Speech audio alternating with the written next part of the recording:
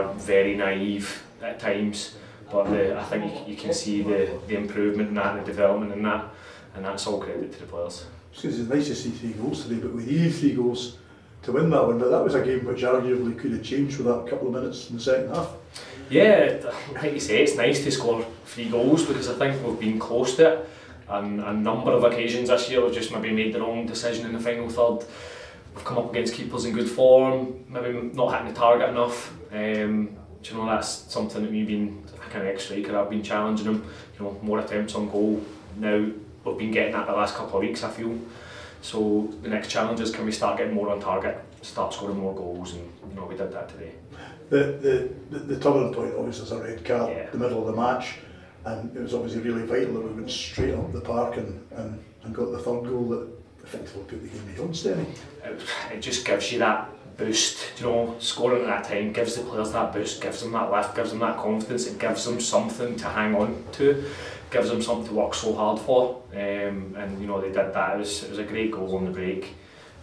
But we always seem to score good goals. You know, we don't really seem to get much luck in the opposition box or score scrappy goals. Whenever we score goals, it seems to be, you know, really good moves like that. But no, it was really pleasing. It was a great time to get the goal, like you say, and the players were fantastic. Without wishing you to get into any troubles, dangerous ground, it was obviously a red card that the Stranraer team and the management team disagreed with. So do you think that drove the players on to get that third one really? I think it does, yeah. I mean, players can sense it on the pitch as well, you know, if they think something's went against us, and you know, there was probably a few wee things today right from the first half. I think that, you know, it could fall either side of the fence, that just it kind of more often than not seemed to fall on their side rather than ours today, and you know, that can happen, that's football. You know, as long as you don't let that affect you negatively and you kind of use that as a positive thing to spur you on, then it's no problem. But the rubber again worked the other way. Was it Jinky's attempt on Conor Brennan? A lot of the times that would have gone wide, but it hit it perfectly. Yeah, he caught it superbly. We had a great view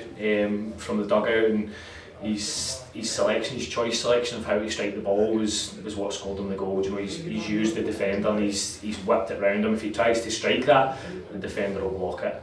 You know, and I think that's the wee decision makings, that's the wee things that, you know, we've maybe not been doing so well. Particularly at the start of the season, I think we've been getting better and better at that as the season goes on, and you know, hopefully we can use that now, gain confidence from it, and kick on.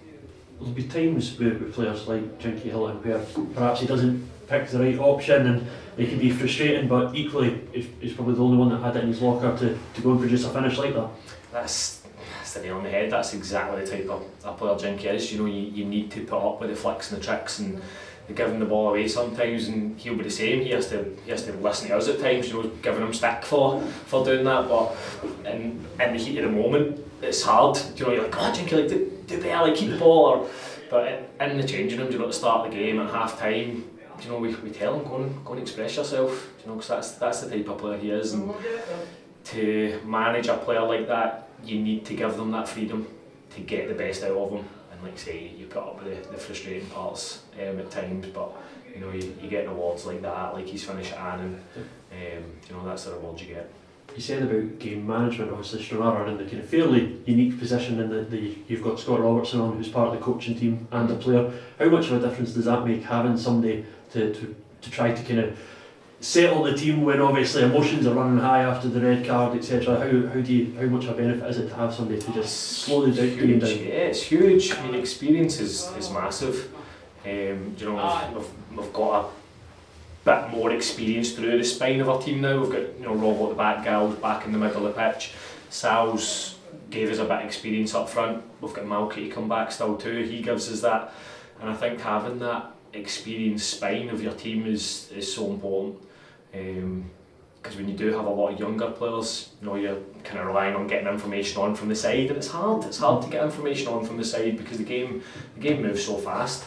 So having guys like Robbo, Gal, Sal up top, Malky, you know, Woodsy was a huge player for us for that as well, but unfortunately, you know, Woodsy's he's not going to be back again this season. So yeah, it's massive, it's absolutely massive. You can't underestimate how important it is having that experienced spine.